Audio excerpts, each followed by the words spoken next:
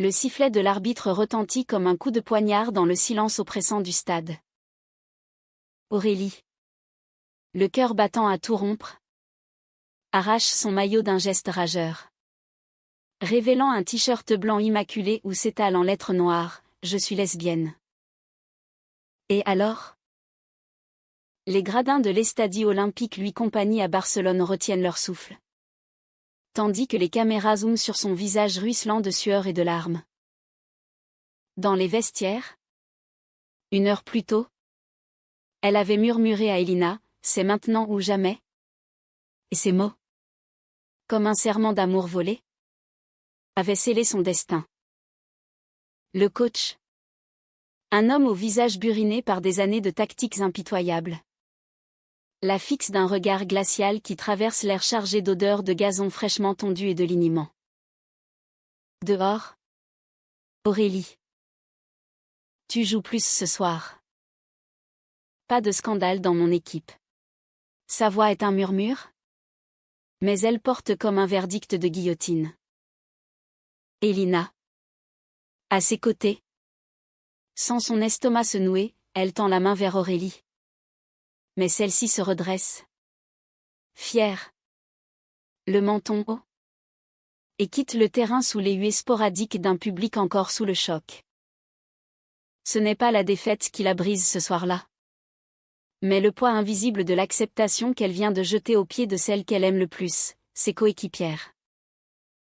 Le vestiaire du FC Barcelona féminine est un sanctuaire de rires étouffés et de tapes amicales, niché sous les tribunes vibrantes du stade.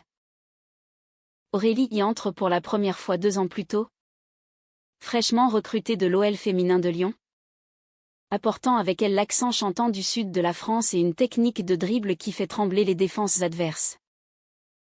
À 25 ans, avec ses cheveux châtains coupés courts pour ne pas gêner les duels aériens, ses yeux verts perçants qui scrutent les failles ennemies, et un corps sculpté par des heures de fractionné sous le soleil catalan, elle est l'étoile montante de l'équipe.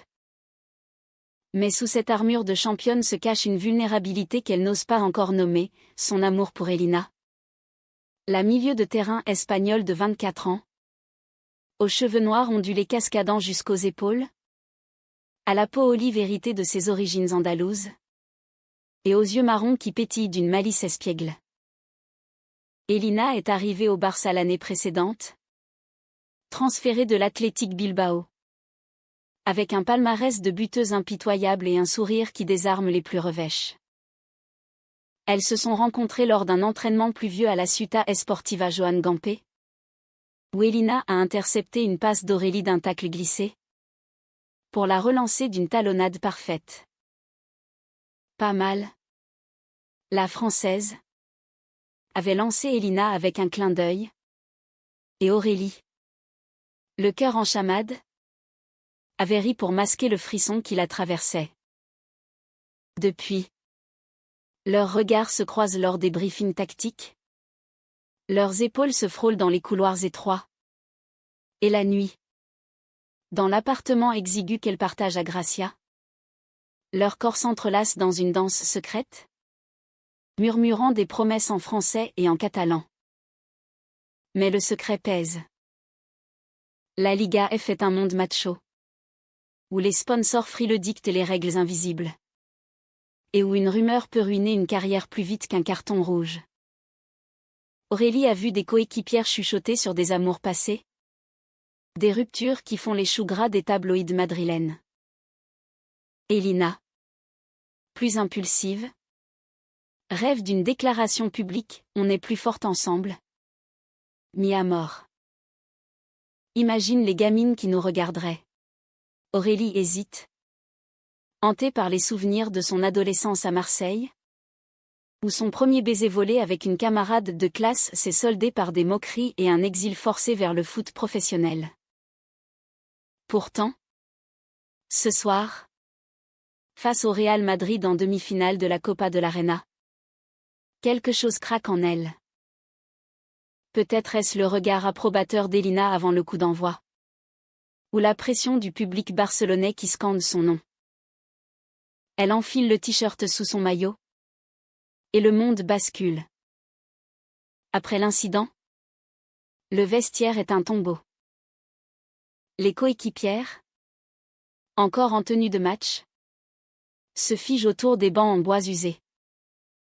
Il y a Sofia, la capitaine argentine de 28 ans, aux cheveux teints en blond platine et au tatouage d'un lion sur l'épaule, qui a marqué le but de la victoire ce soir, Maria, la gardienne basque trapue de 30 ans, dont les mains calleuses ont stoppé 3 tirs francs, et Lucia, la jeune ailier de 20 ans venue de Valence, avec ses dreadlocks courtes et son énergie débordante.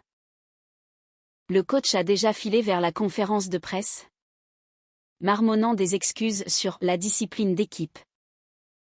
Aurélie, assise sur le sol car l'effroi, fixe ses crampons éraflés, attendant le jugement. C'est Sofia qui brise le silence. Elle s'agenouille devant Aurélie, pose une main ferme sur son genou. Pourquoi tu ne nous as rien dit avant? Idiote? Sa voix est rauque, mais ses yeux sombres brillent d'une tendresse inattendue. Aurélie relève la tête, surprise. J'avais peur. Que vous me viriez? Comme lui. Sofia rit. Un éclat bref et amer. Le coach? C'est un dinosaure. Et nous? On est ta famille. Non. Autour d'elle? Un murmure monte. Maria hoche la tête vigoureusement, j'ai une sœur qui vit la même chose à Bilbao.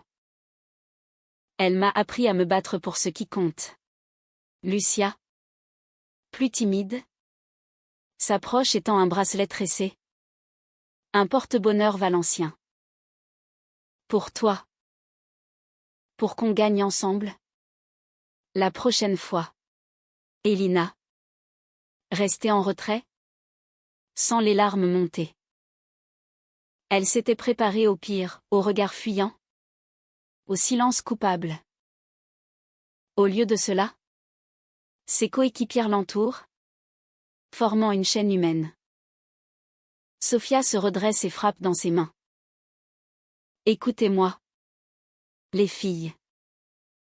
Demain, on va droit au bureau du club. Pas de coming out solo. On fait notre coming out à nous, on est l'équipe d'Aurélie. Et si le coach nous met toutes sur le banc? Eh bien, on jouera en ligue amateur à la plage de la Barceloneta. Des rires fusent. Nerveux d'abord, puis libérateur. Pour la première fois, Aurélie sourit. Un vrai sourire. Celui qui creuse ses fossettes et illumine ses yeux verts. Elina s'agenouille à son tour. Effleure sa joue d'un baiser discret. Je t'avais dit qu'elles étaient des lionnes. La nuit barcelonaise enveloppe l'appartement de Gracia comme un manteau de velours étoilé. Les rues pavées, bordées de balcons fleuris de géraniums rouges, bruissent encore des échos des bars à tapas où les supporters digèrent la victoire. Aurélie et Elina rentrent tard, main dans la main sous la lueur orangée des réverbères, ignorant les regards curieux des passants. À l'intérieur, l'air embaume le romarin du dîner inachevé, une paella laissée à mijoter par Elina avant le match. Elle s'effondre sur le lit king size qui occupe presque toute la chambre. Leur corps encore imprégné de l'odeur du terrain. Tu as été incroyable, murmure Elina en traçant du bout des doigts les contours des muscles tendus d'Aurélie. Celle-ci ferme les yeux, savourant la caresse. Incroyable? J'ai été virée pour 1 heure de jeu. Et si demain, le club me lâche? Elina se redresse sur un coude. Ses cheveux noirs cascadant comme une cascade d'ébène sur l'oreiller blanc. À 24 ans, elle porte en elle la fougue de l'Andalousie. Cette passion qui fait claquer les talons des danseuses de flamenco. Le club? Qu'ils aillent au diable. On a l'équipe. Et moi? Je t'aime. Aurélie. Pas pour tes passes décisives, Mais pour ça, elle pose la main sur le cœur de la Française, pour ton courage qui me terrifie et m'exalte à la fois. Leurs lèvres se trouvent dans un baiser lent, profond, comme un vin rouge de Rioja qui s'épanouit sur la langue. Aurélie glisse une main sous le t-shirt d'Elina. Sentant la chaleur de sa peau olive, les courbes familières de ses seins, la cambrure de ses reins. Elles font l'amour avec une urgence nouvelle, comme si chaque caresse effaçait les doutes de la journée. Les gémissements d'Elina, rauques et chantants, se mêlent aux sirènes lointaines de la ville, tandis qu'Aurélie, arquée sous elle, murmure des « je t'aime » en français, ces mots qui sonnent comme une prière. Dans l'après-coup, enlacée sous les draps froissés, elle parle à voix basse de l'avenir. Et si on quittait tout? Un petit club en France. Ou même au Portugal. Juste toi. Moi. Et le ballon. Elina rit doucement. Où on reste et on change les choses. Pour les gamines qui viendront après nous. Le lendemain matin, le soleil filtre à travers les volets persiennes, peignant des rayures dorées sur le parquet ancien. Aurélie se réveille la première, le bras d'Elina passé autour de sa taille comme un ancre. Elle descend à la minuscule cuisine, où le café noir bout sur la gazinière, et feuillette son téléphone. Les réseaux sociaux explosent, Aurélie Out est en tendance, avec des milliers de messages de soutien de fans du monde entier. Mais aussi des commentaires haineux, des dégoûtantes et des rentre en France. Son estomac se noue. Elina la rejoint. Encore ensommeillée. En nuisette de coton blanc qui moule ses formes athlétiques. Ignore-les. Regarde ça. Elle montre un post de Sofia, une photo d'équipe. Tout en cercle. Avec la légende « Nous sommes Aurélie ». Team out. Le rendez-vous au siège du club, dans les bureaux climatisés de la Ciutat Esportiva, est tendu comme une corde de raquette. Le directeur sportif, un Catalan bedonnant nommé Jordi, les reçoit avec un sourire forcé, flanqué du coach et d'un avocat aux lunettes cerclées d'or. Aurélie. C'est délicat. Les sponsors. Nike. Ils appellent déjà. Le coach hoche la tête. Les lèvres pincées. C'est une question de focus. L'équipe d'abord. Aurélie sent la colère monter. Mais Sofia, entrée en trombe avec le reste de l'équipe, la devance. L'équipe d'abord? Et Aurélie? Elle fait partie de l'équipe? Non. Sans elle, on perdrait la finale. Sans nous toutes, vous n'avez rien. Maria renchérit. Sa voix de gardienne inébranlable, on signe toute une pétition. Si elle part, on part. Jordi blêmit. Feuillette des papiers. Elina, serrant la main d'Aurélie sous la table, ajoute d'une voix ferme, c'est notre histoire. Pas un scandale.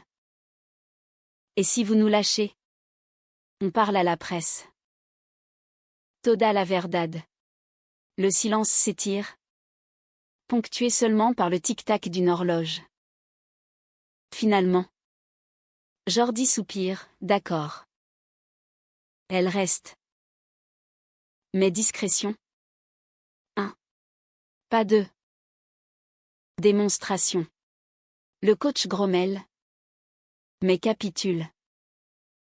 En sortant, les coéquipières se congratulent dans le couloir, riant et pleurant à la fois.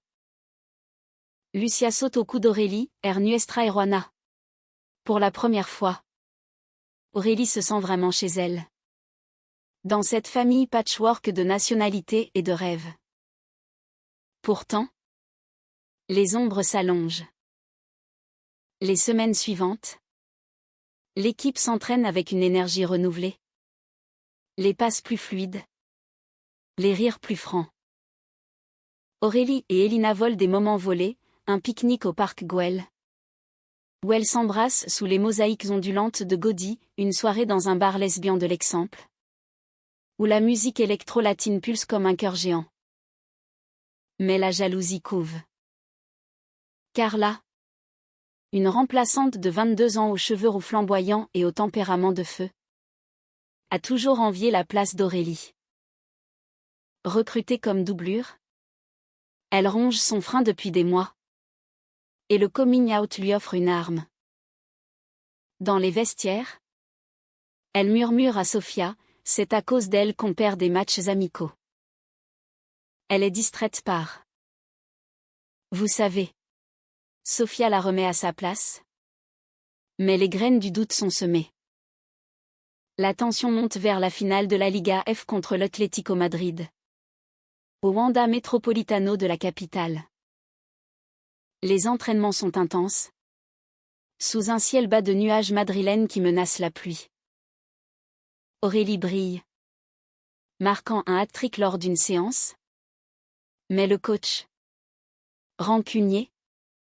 La bride, moins d'émotion. Plus de calcul. Elina sent la fissure s'élargir. Une nuit. Après une dispute futile sur le timing d'un appel à la mère d'Aurélie. Elina craque, tu me caches encore? À ton équipe? À ta famille? Aurélie. Blessée. Rétorque, et toi? Tu parles de nous à tes parents à Séville? Les mots blessent comme des crampons. Et elles dorment dos à dos. Le lit un océan de silence. Le jour de la finale arrive. Un dimanche de juin où Madrid s'habille de blanc et de rouge. Le stade est une fournaise de 20 000 âmes. Les fumées des pétards flottant comme des fantômes. Aurélie titulaire. Le cœur serré. Scanner le banc, Elina est alignée. Mais Carla aussi. Pour la première fois en match décisif. Le coup d'envoi retentit. Et le jeu est un ballet féroce. Aurélie dribble. Passe à Elina qui tire but. 1-0 pour le Barça. Les gradins explosent. Mais au milieu-temps. Le coach ajuste, Carla. Tu entres pour Aurélie. Elle fatigue. Aurélie proteste. Mais Sofia intervient, coach. C'est une blague. Trop tard. Sur le terrain. Carla marque d'un coup franc magistral. Mais l'Atlético égalise sur une erreur de Maria. Dans les dernières minutes. Score à 2-2. Le drame éclate. Carla. En pleine course. Glisse une passe ratée qui offre un but à l'adversaire. 3-2 pour Madrid. Furieuse. Elle pointe Aurélie du doigt depuis le banc, c'est sa faute. Depuis son annonce. Tout part en vrille. Les caméras captent le geste. Et le stade murmure. Elina. Hors d'elle. Se rue vers Carla, traîtresse. Tu jalouses depuis des mois. Une bagarre éclate. Point serré mais pas de coup, les arbitres s'interposent. Aurélie. Le monde s'effondrant. Court vers Elina. La plaque au sol dans une étreinte protectrice. Arrête. Pour nous. Les larmes coulent. Salées comme la sueur. Le match s'achève sur la défaite. 3-2. Dans le vestiaire. Le chaos règne. Le coach hurle sur Carla.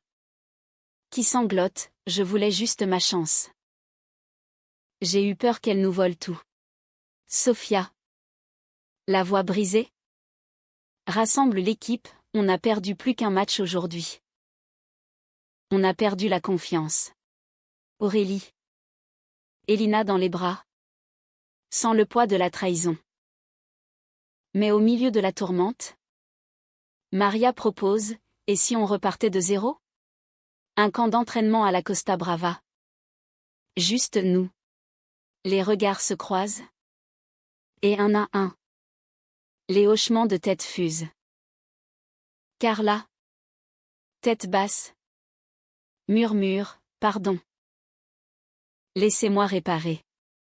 Les jours suivants sont un tourbillon. Le club suspend Carla pour 2 matchs. Mais l'équipe la défend publiquement, transformant la trahison en leçon. Aurélie et Elina. Après une nuit de confession au bord de la mer Noire, non. De la Méditerranée. À Sitges. Décident de s'ouvrir pleinement. Un appel à la mère d'Aurélie. Qui pleure de joie à Marseille, ma fille. Tu es mon héroïne. Les parents d'Elina. Traditionnalistes. Hésitent. Mais un voyage à Séville les attend. L'équipe. Plus unie. Lance une campagne football paratoda. Avec des témoignages de joueuses LGBTQ+ du monde entier. La saison reprend sous un ciel barcelonais azur. Lors du premier match à domicile, Aurélie entre en jeu sous une ovation debout. Elina lui passe le ballon décisif. Et le but fuse comme une déclaration d'amour. Dans les tribunes, des bannières arc-en-ciel flottent. Ce n'est pas une fin heureuse parfaite, les sponsors murmurent encore. Les matchs se perdent parfois. Mais c'est une victoire humaine. Aurélie, main dans celle d'Elina, court vers le public. Et pour la première fois, elles s'embrassent sans peur, sous les flashs et les applaudissements. La vie, comme un match de foot, n'est pas linéaire, elle est faite de fautes, de remises en jeu, et d'embrassades volées qui changent tout. Dans les mois qui suivent, l'équipe du Barça féminine devient un symbole. Les médias français, espagnols, même italiens, titrent sur la révolution rose du foot féminin. Aurélie reçoit des invitations pour des conférences à Paris, où elle parle devant des salles combles d'étudiantes aux yeux brillants. Le coming out n'est pas une fin. C'est un début, dit-elle, sa voix résonnant dans les amphis de la Sorbonne. Elina, à ses côtés, ajoute avec son accent andalou chantant, et l'amour. C'est le meilleur coach qu'on ait. Sofia, promue capitaine officielle, lance un fonds pour les jeunes talents LGBTQ+ en Catalogne, financé par des maillots édition limitée floqués d'arc-en-ciel. Carla, repentante, trouve sa place comme mentor pour les juniors. Lors d'un tournoi à Malaga, elle coache une gamine de 15 ans, timide et talentueuse, qui lui confie un secret similaire. Joue pour toi, petite. Le reste suivra. Et Carla, les yeux humides, se souvient de sa propre jalousie comme d'un vieux crampon usé. Maria, fidèle à sa réputation de rock, organise des ateliers antidiscrimination avec des psychologues, transformant les vestiaires en espaces de dialogue où les rires succèdent au silence. Pour Aurélie et Elina, l'amour s'approfondit comme un rioya millésimé. Elles emménagent dans une maisonnette aux murs ocre près de la Sagrada Familia, avec un jardin où poussent des citronniers et des herbes aromatiques. Les matins commencent par des cafés sur la terrasse, Elina lisant le journal sportif tandis qu'Aurélie prépare des croissants importés de France, un rituel qui mêle leur monde. Les nuits sont des symphonies de caresses, où Elina trace des cartes imaginaires sur la peau d'Aurélie, murmurant, ici. C'est Séville, là. Marseille.